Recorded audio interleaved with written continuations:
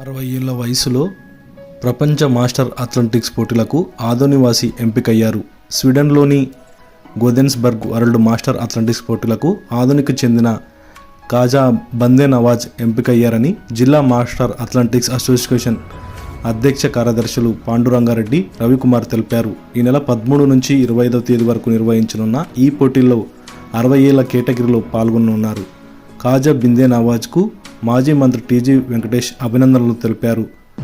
సాధారణంగా కాజా బిందే Nawaz welding shop నిర్వహిస్తూ ప్రపంచ అథ్లెటిక్ పోటీలకు ఎంపిక కావడంతో ఆదోనివాసులు ఆయనకు అభినందనలు తెలిపారు. అదేవిధంగా ప్రపంచ అథ్లెటిక్స్ పోటీలలో విజయం సాధించాలని వారు ఆశిస్తున్నారు.